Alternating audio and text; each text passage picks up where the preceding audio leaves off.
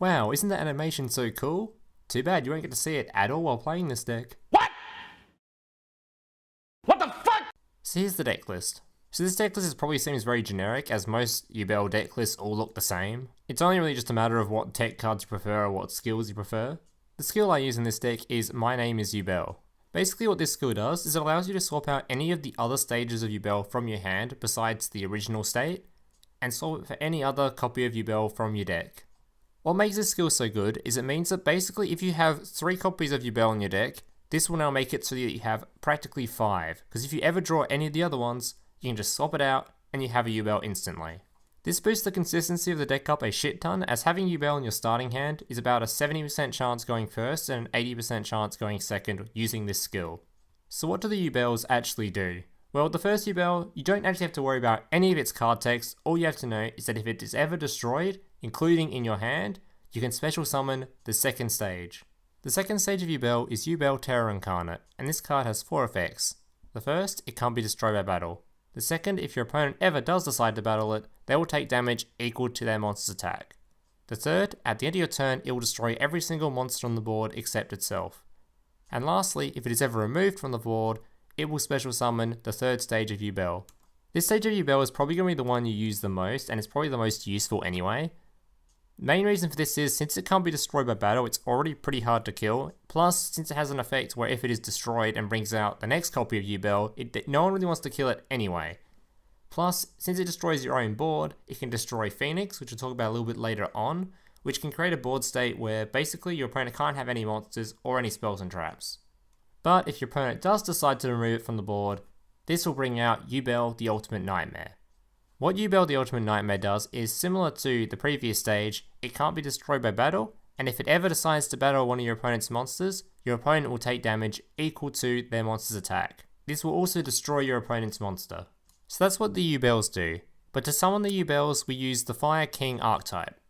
Fire King Avatar Yaksha has a pretty simple effect. Basically, if it is ever destroyed, you can then target one card in your hand and destroy it. So in this case, whenever it's destroyed, you target Yubel in your hand and destroy it.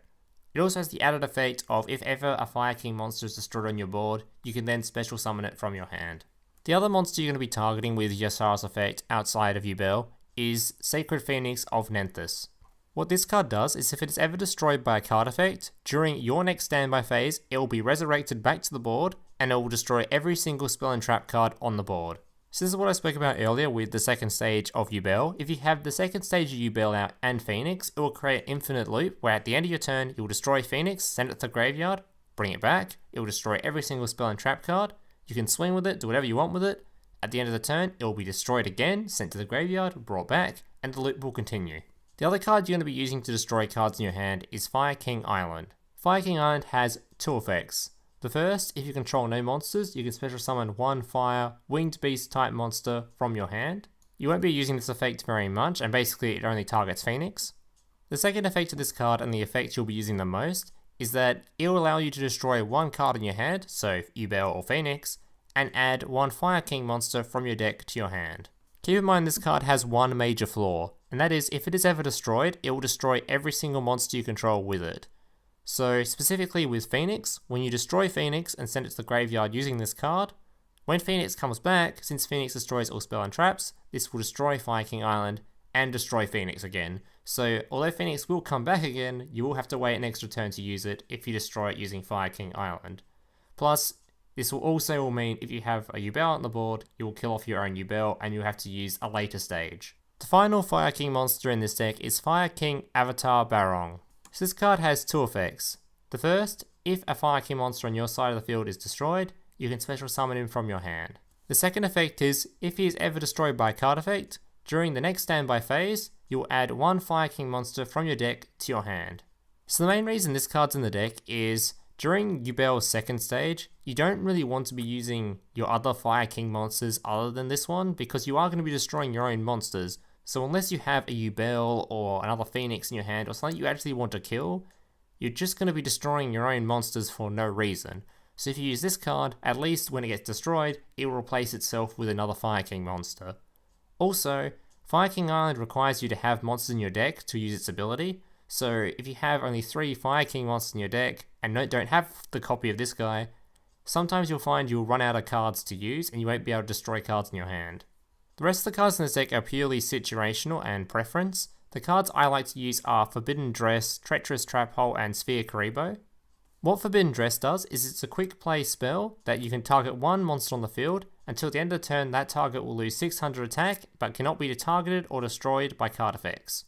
So this can be used generally just to make sure Yubels won't die. You can use it when your Fire King Island dies on one of your Yubel monsters so it won't go to the next stage.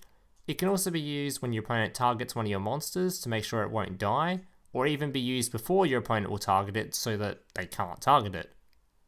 This also has the added bonus of, since it has this 600 attack modifier, you can use this on one of your opponent's monsters to lower its attack. Since Phoenix doesn't really have a high attack value, sometimes getting through your opponent's monsters can be difficult. Treacherous Trap Hole is in the deck basically because it's a very powerful card, and since this deck runs no trap cards, the downside of Treacherous Trap Hole doesn't apply. What Treacherous Trap Hole does is if you have no trap cards in your graveyard, which this deck runs no trap cards other than the one copy of Treacherous Trap Hole, you can target two monsters on the board and destroy them. Keep in mind with this deck specifically, since you do like destroying your own monsters, you can target your own with this card as well. Sphere Kuriboh is in this deck for two reasons. The first, this deck can quite often brick, and if you have a Sphere Kuriboh in your hand, at least you can delay the game for at least one more turn to try and draw a card to unbrick yourself. The second, since this deck runs Phoenix, and you're going to have a lot of the time where you're going to have a board state where there's going to be no spell or trap cards on the board, including your own, you can't really run any backline to defend yourself. So Sphere Kuriboh, since it's in your hand, won't be affected by Phoenix. If you don't know what Sphere Kuriboh does, basically whenever your opponent swings at you, you can activate it and turn their monster to defense position. Alright guys, that's pretty much it for the talking part of this video. If you liked the video, make sure to leave a like, subscribe if you're new around here. The rest of this video will just be 5 gameplays showing off this deck in action. Thank you guys for watching, and I hope to see you in the next one.